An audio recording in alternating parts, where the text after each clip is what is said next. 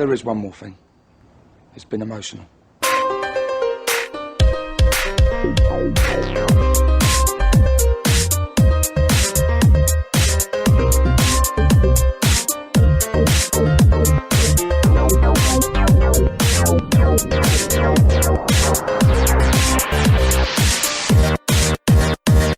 Hello and welcome to the final edition of the YoS Challenge podcast for October 2013.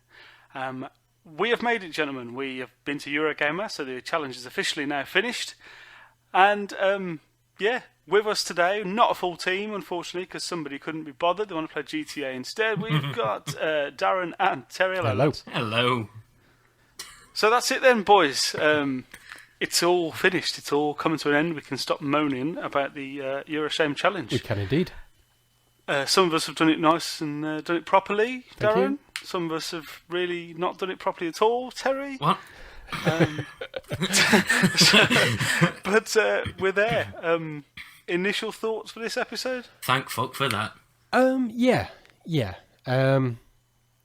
It's over, and I mean we'll talk about it more in the thoughts and feelings, but it's changed me. A year doing this challenge has definitely changed me. Yeah, I think it's changed us all one way or another. So without further ado, let's get on. What have we been playing? Now we can play some games. So, I've been taking full advantage of the PlayStation Plus. First game off the pile, which was the reason that I put my code in early, was for Need for Speed Most Wanted. Now, we've had a couple of conversations about this, Jayce. I'm actually quite enjoying it. I don't think it's anywhere near on par with Burnout Paradise, which I think both of you have said. But for a racing game, I don't think it's bad. It's kind of fun, to be honest. It's very much like the original Most Wanted, so I am enjoying that, and I'll pretty much be grinding through that for the next couple of weeks, I think. Went for another flick through the PlayStation Plus. Had a go on Spec Ops: The Line. Only did the first mission, but it looks stunning. It really does, and it's kind of a Mass Effect-y type squad base, which I wasn't expecting at all. So I'm looking forward to putting some more time into that. That's one I fancy having a look at, actually. You know what? I enjoyed it. I've played through it about 3-4 times now. Oh wow! Okay. You've really got to give it a chance because the story beats in there just progress, but it doesn't go to a place where you think it's going to. It seems from the beginning that it's just going to be a standard squad-based shooter, but then it turns into something. It turns into its own thing at that point. Okay. But I'd really give it a go and push it through to the end. You won't regret it. No, to be honest, I'm looking forward to it. As I said, it felt very Mass Effect-y with you guys go over there and shoot that dude, which I quite liked. So, played a little bit of XCOM. I've done like the first 3 missions on that.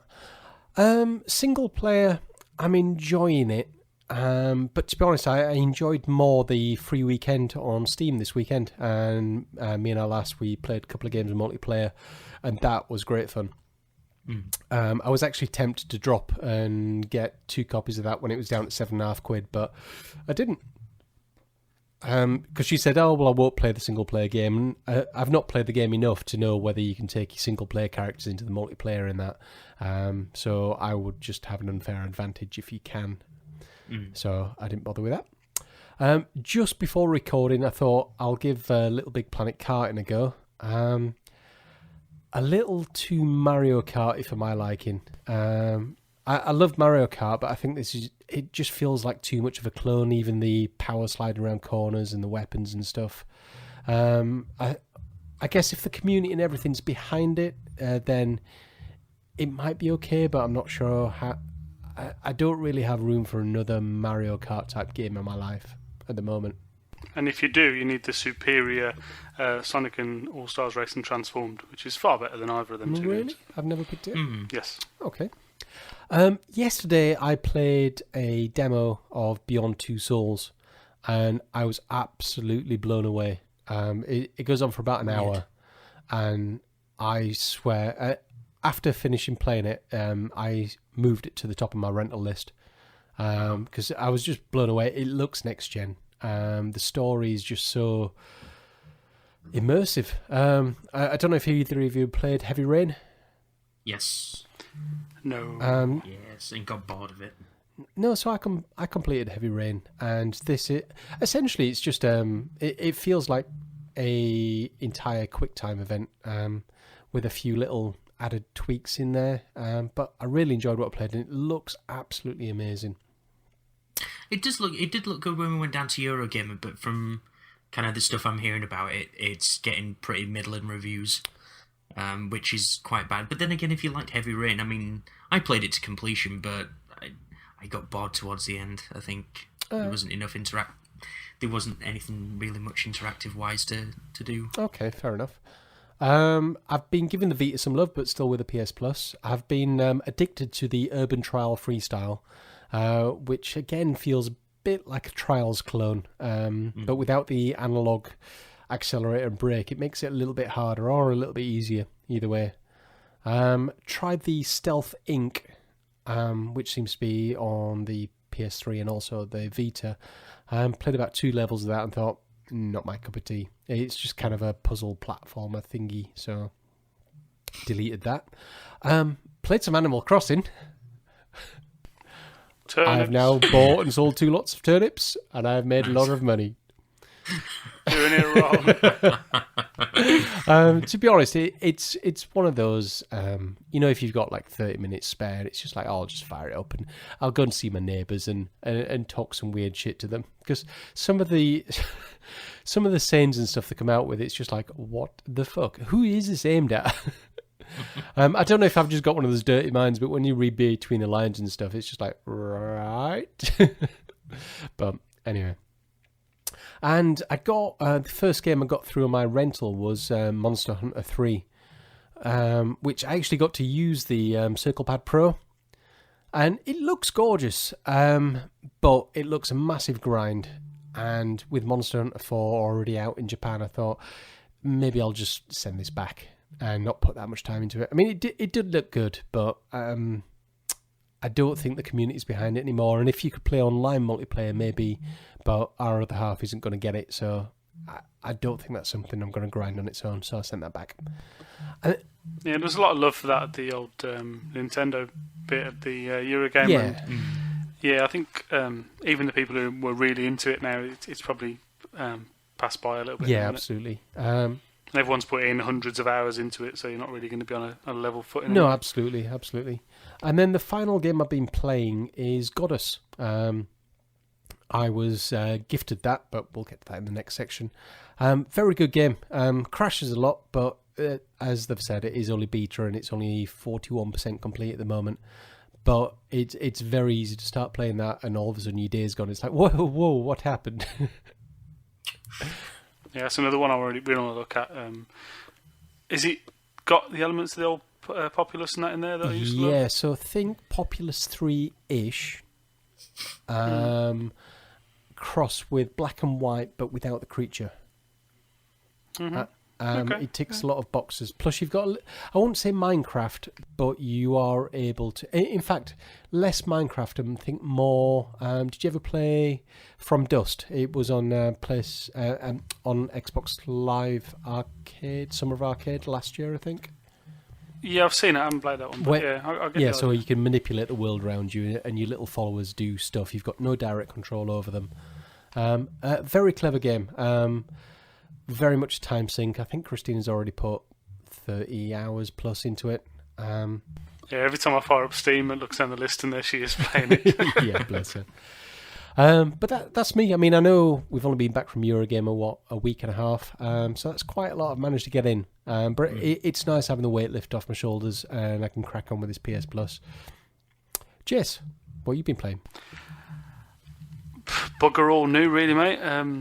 More GTA. Now the GTA Online's gone up in some fashion or another. I've been dipping into that with some of the community members. I haven't really had that many problems with it, other than the initial pre-patch stuff of not being able to start the game. Once they'd patched it and I'd deleted my character, I got in and I had some really good fun with it online. Cool. I see it as a bit of an experiment, really, sure. To see what can be done with a large number of people all online together for future worlds, for future games. And I think once they've ironed it out a bit more, If people are still into it by that point, it could continue to be fun for a long time. There's certainly a lot to do in there. Offline as well, the game's pretty good. It's GTA. For me, there's never been a bad one. Yeah, sure. Messing around in vehicles and going all over the world and exploring is a massive part of what excites me in games, and there's so much of that in the massive map on GTA. I'll be giving more of my thoughts on that on the Console Ninjas in the next few days, so I won't talk too much more about it, but yeah, GTA mostly. Sure. Just a quick question. So, if I understand correctly, it's a persistent world. So, are you connecting to Rockstar's servers, or is it on somebody's machine and everybody connects to that, or kind of like how Minecraft works? I don't think it's that persistent. Right. Okay. I think there are persistent elements. For example, when you're in the online mode, you have a car which is yours. Right. Okay. And if you've done the tutorial, or whatever, you will always have a map marker of where that car is, so you can always go and pick it up again. Okay. If you've left it somewhere. So there's those little elements that are persistent, and also you can buy properties which within the world you're in, there's persistence there as well. So there are elements, but it's not a totally persistent world yet. Okay. Cool. Terry, what you been playing? GTA 5, the same. I think everyone's playing that at the moment. I've not bothered to play online, hearing all the horror stories of what was going on, so I've been focusing on the main campaign of the game, and yeah, it's a GTA game, but I like the fact that with having the three characters, they've really put as silly as it sounds, because there's such differing characteristics and such different and strong personalities, it makes it so different to play as each character, even though it's essentially the same game you're playing. Yeah, it really does expand on the world of GTA, and it really brings it out a lot more. And there's so much side stuff to do, that you don't have to do, but there's like the Strangers and Freaks, and they give you like different missions and all different things like that, and it really does expand it, and I'm really having a lot of fun with it. I think I mentioned this on the last episode, but I didn't like GTA 4. I thought it was boring. I just thought there was a lot of stuff in there that just I couldn't click with the main character. And for this, it's just the characters are so well written. And it really is a heavily story-driven game, which I really enjoy. So I'm really having a lot of fun with that. Before that, when we came back from Eurogamer, the first game I actually booted up was Saints Row 4. Okay. Yeah, I'm having a lot of fun with it, but I don't know, there's something holding me back from saying this is mind-blowing. You've still got because you're not playing in co-op, that's what it probably, is. yeah. I didn't. That is the answer to that question. Yeah. Because Saints Row 3 was exactly the same. It wasn't the same game playing it on your own, so you need to find yourself a nice co-op partner that you can play with all the time. Yeah, that was the thing. It was like, with this one, it's like, it's fun to have the superpowers, and you're exploring the same world. You're having the same sort of side missions and all that sort of stuff. I probably need to give that a bit more time. The jokes are funny, they do land pretty well, and the humour does kind of push you through. I mean, the opening section to it, and just having Aerosmith's Don't Want to Miss a Thing just playing in the background, and it's just, yeah, this is really fucking stupid, but I really appreciate it. It's the appropriate amount of stupid, but other than that, been playing Hotline Miami on the PlayStation Vita, finally got around to playing that. Really enjoying it. It's so good. Having it on my Vita helps as well. I'm assuming that playing it on the PC or the Mac would probably be better. I think you and me, Jayce, were having a conversation about this, but how, I'm guessing it plays a lot differently on the Vita, but I'm still enjoying it.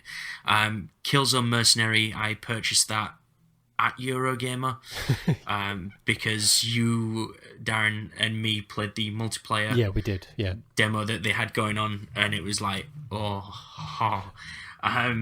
pretty much obliterated everyone. It was like, yeah, I'm definitely purchasing this game. Played a little bit of the storyline, and it was like, nah.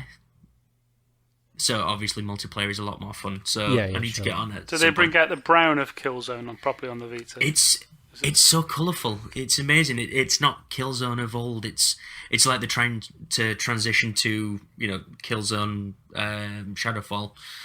with all the bright colours and all the shiny cities and all this, that and the other. But even though I believe it's supposed to be a prequel to one of the main 3 games, but it looks gorgeous. It plays really nice, but it's just one of those. Because I'm going on holiday tomorrow, but I'll probably be playing it on the flight there. I think that was one of the main reasons I got it.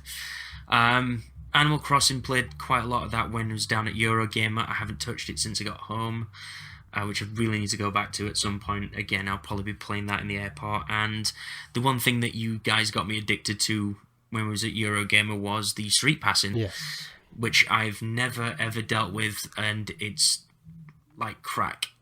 Yeah. I've been missing that as well. My 3DS isn't getting as much love as I'm wanting to give it, but I just miss the street passing. It's just having, 10 people sat there all the time and being able to constantly load it up and then like walking around, and it's like I'm lucky if I even get one a day over here. It's like that's it. We walked uptown the other day, and I thought, I'll take the 3DS just in case. We went into game on purpose and walked around just in case anybody had one on in there. And then we got one the other day, so I was like, oh no, it's so heartbreaking. It's going to take a long old time. Yeah. So heartbreaking, but it's one of those. It's like getting introduced in that environment. You're going to get a ton of people. Yeah. And just coming home and it's like, fucking hell, there's no one playing this. Like any 3DS is like turned on anywhere in the vicinity. So, other than that, I've been feeling sick from Eurogamer, so I've been just trying to keep it together, to be honest with you. Trying not to pass out. Yeah. Exhausted, but in the best ways possible, because that weekend was phenomenal. But yeah, other than that, that's pretty much what I've been playing, but I'll be going on holiday, so I won't be getting much gaming time, but when I do, hopefully I'll plough a bit more into GTA, and hopefully Saints Row. I'm hoping that picks up. Excellent. So, what have we picked up? Jayce? I have not picked up anything at all, mate, I don't think. Well done. No, there's a bit of a pattern going on. Yeah. I think I've been trained out of the thing of buying games now. I've not even seen any decent little offers on Steam recently either. It's all going a bit quiet on that front. I picked up one at the weekend. Both me and Christina did. Surgeon Simulator 2013. It was down to £2.67. So I picked that up. No way. Yeah. I picked that up for that much in the Steam sale. Yeah, so as well. we both picked that up, and to be honest, that's the only thing I bought, which isn't bad. To say we've finished the challenge and all of a sudden we're allowed to buy everything. I even got to the point of picking up GTA, looked at it, and put it back down, walked out. I was like, what has happened? You're a broken man. So you promptly be cancelling your pre-orders for your next-gen consoles then? Calm yourself. No. And just checking. And the other thing I picked up, as I mentioned before, I got Goddess, and thank you very much to Digital Prior, Derek. He gifted it to me because he had 2 beta keys. So thank you very much for that. You made me lose a Saturday. Terry, have you picked anything up? Obviously, you picked up Killzone Mercs as soon as the challenge had finished. As soon as... Not really. Like I say, I'm not going to get a lot of gaming time in, so I didn't really want to pick anything else up. Yeah. GTA, obviously, there was the big debacle last episode about me picking it up before the challenge ended, but I stuck to my guns. Good on you. I didn't open it. Started playing it when I got back. In fact, I waited 2-3 days after we got back to start playing it. But no, I'm probably going to pick up Pokemon on Friday. Okay. And then that'll probably see me through until new shiny. Cool. He says, and then he'll probably end up buying Batman and everything else. Yes. Because that's all coming out, so... This challenge obviously has. But you can. It doesn't matter. You're allowed. Yeah, I mean that's the thing. I mean, a lot of people are going to say, "Oh, well, it really didn't change my buying habits." No, probably not. For you, no. But mate, if you've got the money and you want to play the games, do it. Whatever. It's one of those. I mean, this was all,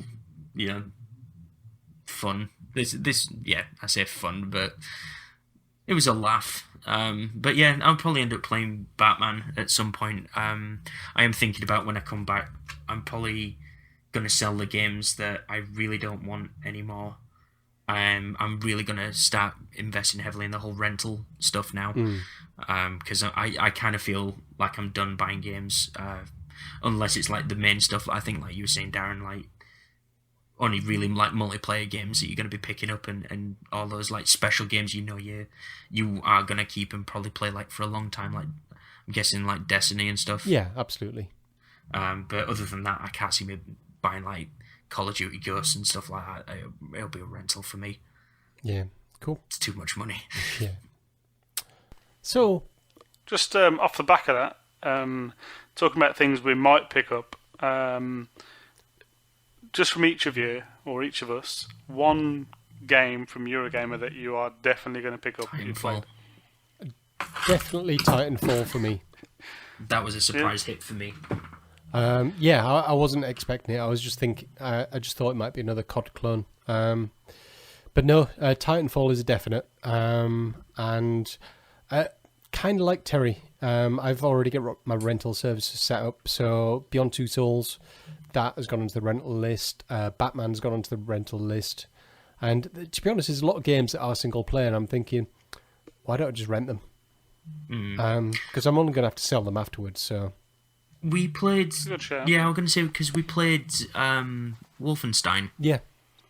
And I was thinking to myself, you know what, I don't mind that, and then thought, well, shit, it is just single player only, so what is the fucking point in buying it? I'll just probably end up just renting it and then passing it on to the next one afterwards. That's a definite rental game as well. Yeah.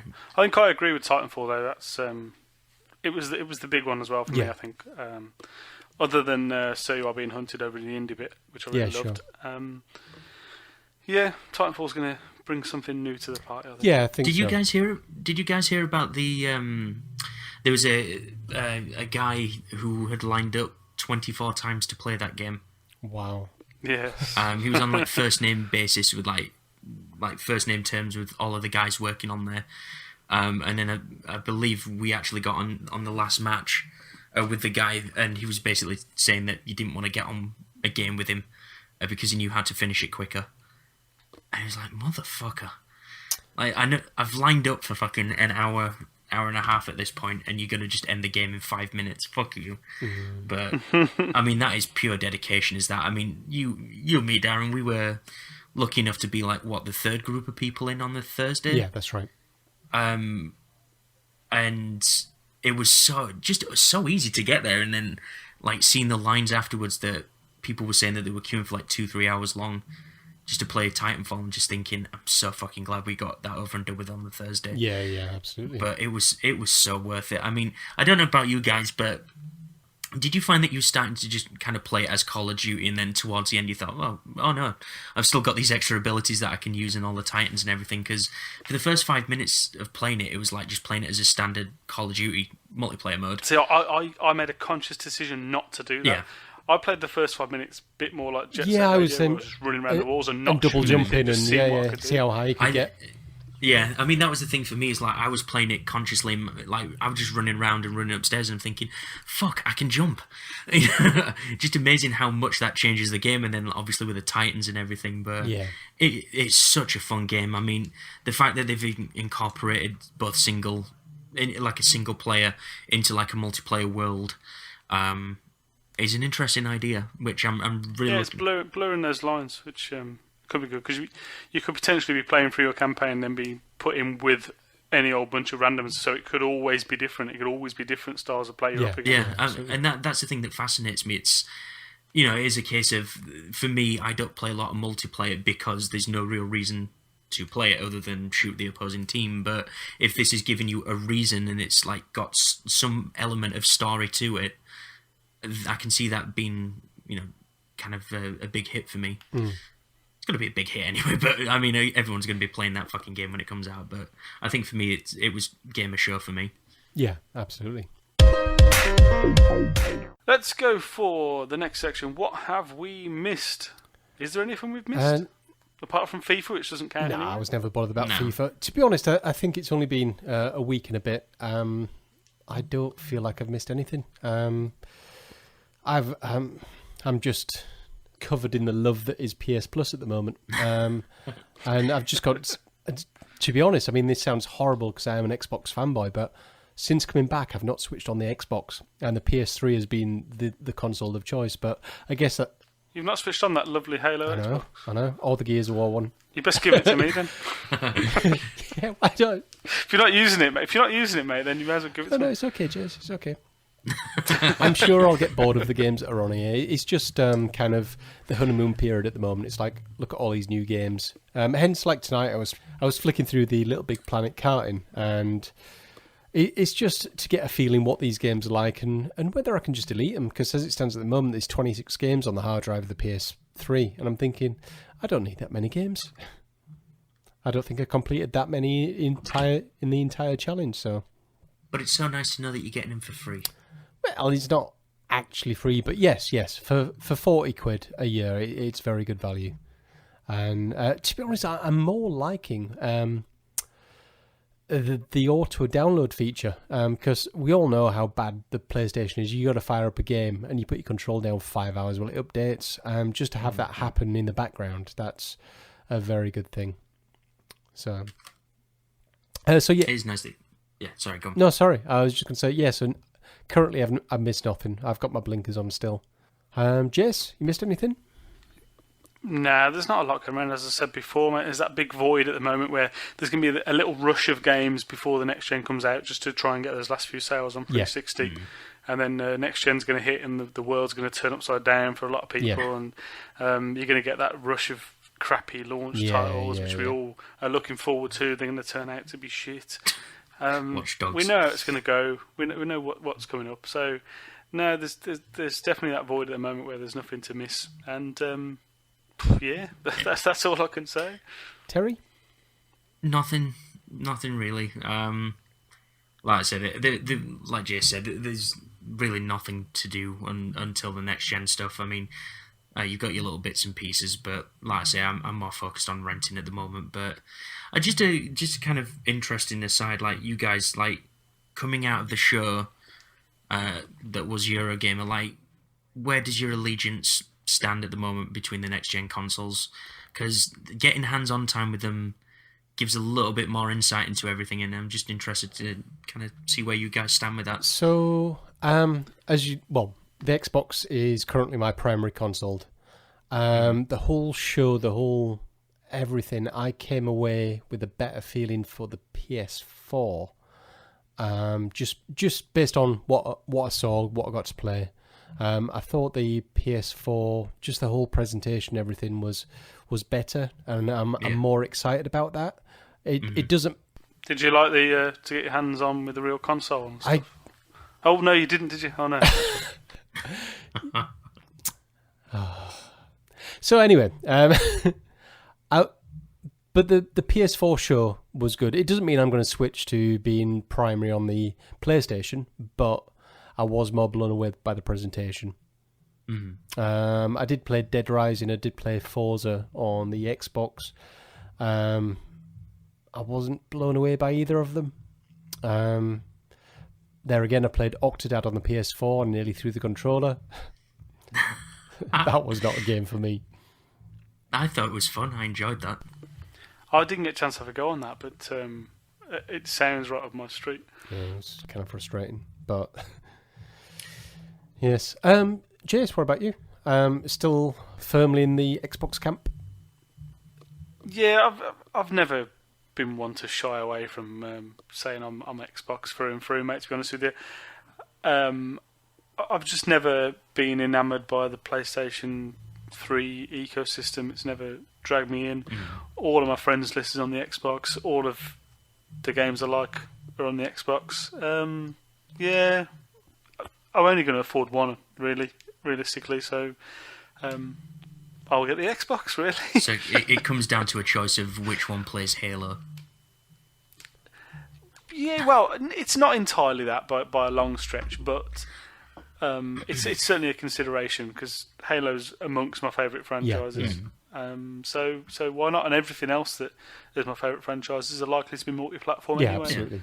I think the days of exclusives are becoming less and less nowadays. You do have the odd console exclusive, but there's not so many. It's not like a big massive one camp or the other like it always used to be. You know, most things are available on both, and With my PC stuff as well, I don't think I need to worry about both consoles. Yeah, I think the only reason I asked is because coming into it, I was dead set on both of them, and I'm not saying that I'm going to cancel any pre-orders or anything like that, but like Darren said, that the PS4 seemed to get a lot of a better showing for me than what the Xbox One did, and I have switched to my 360 as my primary console at this point because everyone I know is on the 360, and I don't know whether those things that we were playing on were the debug consoles or they were like the final unit, but I had 2 Xboxes crash on me. And that's a bit disconcerting, thinking that at launch, is that going to happen, a lot? Because it was 2 completely different demos that I was given at the time, which is Forza 5 and Kinect Sports Rivals. And Kinect Sports Rivals locked up so bad they had to get an engineer out to sort the console out to restart it so I could play the demo. Which is... Yeah, but I don't think you can let that sway you on a console. I think that was demo stuff running in a really lockdown state. It probably was a dev kit. There's so many variables you don't know about. It might have just been a PC inside an Xbox One box. True, yeah. Which in effect is anyway. But I don't think you can let that sway you. But again, it's the experience you get from the show, and if you've got a better experience, like Darren says, from the PlayStation, then you're going to come away with that warm fuzzy feeling. In the end of the day, that's what they were out to do. I mean, even though we didn't play Titanfall on, it was running on a PC with a 360 controller, but that's going to be a system seller.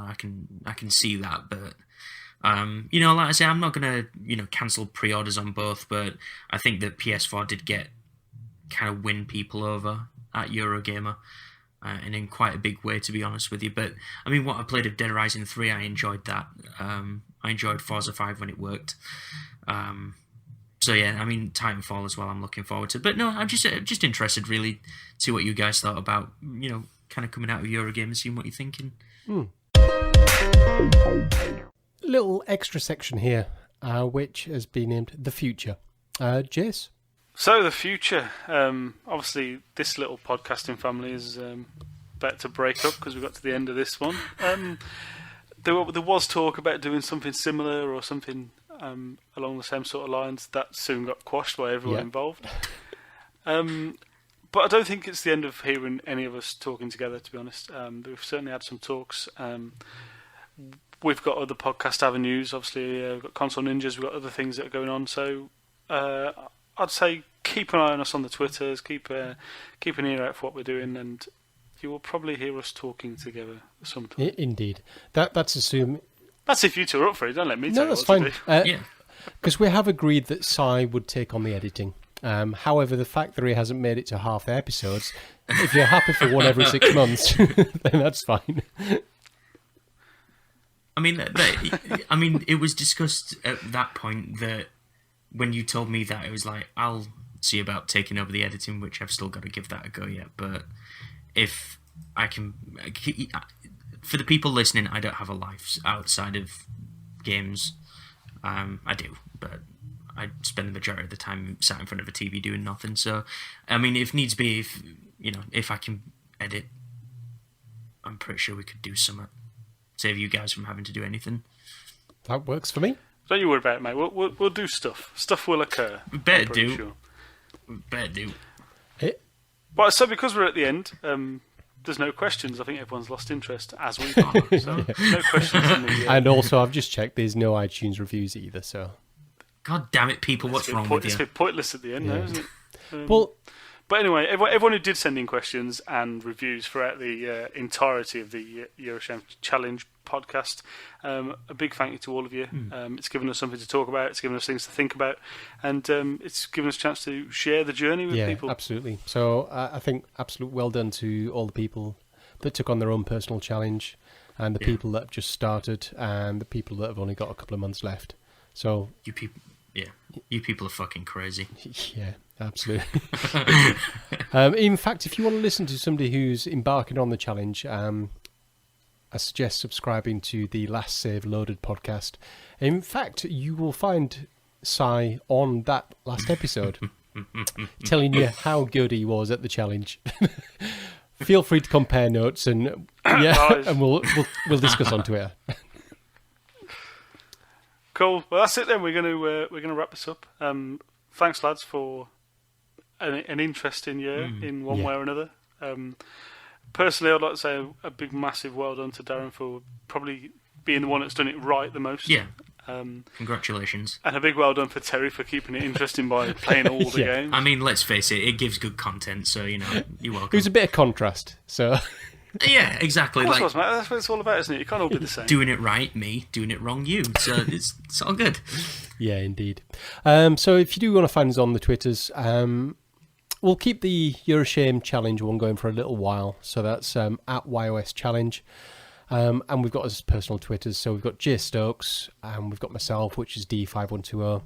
We've got Terry, which is FoxSounder01. And if Si's not too busy playing GTA, it's at Si Stevens with an I.